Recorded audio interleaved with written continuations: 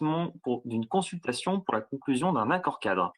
On parle donc de la fourniture d'électricité pour les bâtiments administratifs, les bâtiments publics, etc. En fait, tous les bâtiments qui font des différentes structures de ce groupement, à savoir Nantes Métropole, les 24 communes de la métropole, Nantes Métropole Habitat, le CCAS et l'ESBAN, qui est du coup l'École supérieure des beaux-arts.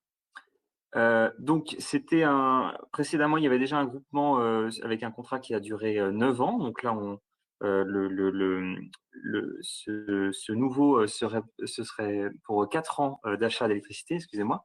À titre d'indication, pour Nantes Métropole, ça représentait 7 millions d'euros hors taxes par an, juste pour Nantes Métropole.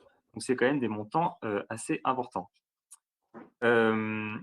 Ce que je peux vous dire donc, c'est que là, on vote donc le lancement d'une consultation, mais ce qui va se passer, c'est qu'il va y avoir une rencontre avec toutes les communes de la métropole pour savoir ce que chacune souhaite faire, quelle est la part d'énergie renouvelable que chacune souhaite mettre dans son achat d'électricité, puisque ça peut dépendre des engagements politiques de chacune. Ça a aussi un impact en termes de finances. Donc là, on vote cette délibération, mais chacun aura l'occasion de s'exprimer sur qu'est-ce qu'il souhaite mettre dans cet achat d'électricité. À noter que la métropole de Nantes est assez innovante sur ces questions d'achat d'électricité renouvelable. En fait, on peut acheter de l'électricité un peu dite classique, donc sans faire attention à sa provenance. On peut aussi passer des contrats dits verts. On va acheter l'électricité classique et avec, on va acheter des garanties d'origine. Donc, c'est un espèce de tampon qui dit que il y a bien une éolienne quelque part ou un barrage quelque part qui a produit l'électricité qu'on a acheté, mais c'est assez fictif. Et la métropole de Nantes a été assez volontariste pour vraiment mettre en place des contrats plus de circuits courts. Donc, c'est vraiment, on va acheter un opérateur qui possède des infrastructures d'énergie renouvelable.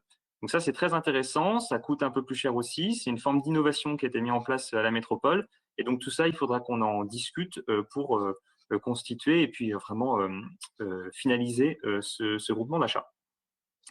Voilà, le contrat précédent s'achève à la fin d'année 2021, au 31 décembre. Donc, on a un petit peu de temps pour régler tous ces sujets.